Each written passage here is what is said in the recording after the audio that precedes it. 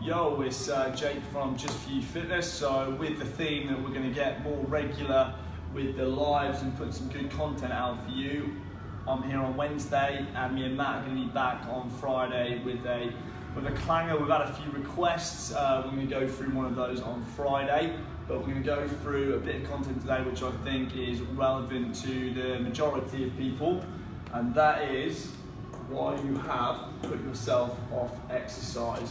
And I've listed 3 reasons, and that's 3 themes that I've come across in the decade that I've been in the fitness industry and the personal training world.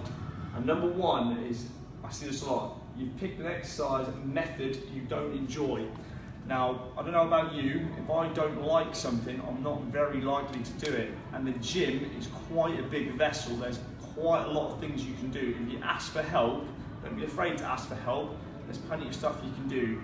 You know, there's strength training, you know, there's cross training, you know, there's classes, there's HIIT classes, there's, you know, strength and cardio combinations. You know, if you don't like exercise at all, but you like moving, there's walking, you know, there's, you know, skill-based stuff you can do, you know, boxercise, kickboxercise, you know, there's anything.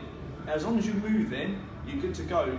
I guarantee if you pick a method that you enjoy, you're going to be much more likely to stick to it than if you pick a method that makes you miserable or the trainer pushes on you that you don't like.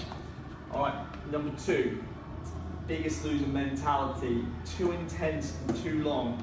There's a really weird perception with the gym at the moment that you have to spend hours here and then you have to come out crawling out, dead, nothing left in you to get results. Massive, massive lie. Some of the leanest periods in my life is when I've been the laziest, and that means 2 to 3 gym sessions a week, but just eating less food. Intensity is not an indicator of results, and then obviously it flips back to this first point again in terms of enjoyment. If you get a mixture of the two, you're going to be more likely to stick to it. Eventually you do have to make things more intense, but making the exercise so intense that you're dying and you hate it and you're so sore you don't do anything else in the week is going to be of less benefit to you than picking something you enjoy and an intensity that you can sustain. Number 3, you don't understand the law of progressive overload. So that sounds like a complicated term, but it's not really. So we're looking at it from a beginner's perspective. We're gonna kind of base it like this. When you start at the gym, you're very adaptable, but your body can only tolerate so much stress. Okay, so like I'm quite an advanced trainee, I can do a lot and I can sustain a lot.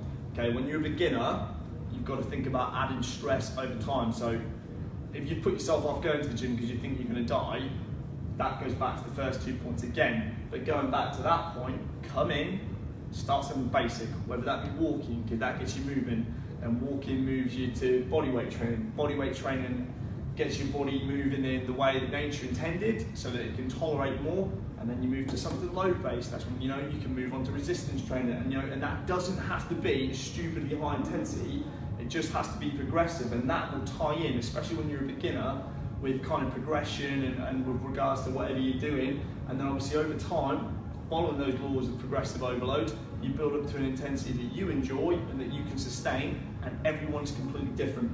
If you need help with that, feel free to ask questions, and then we're good to go, guys. Okay, check you soon, bye.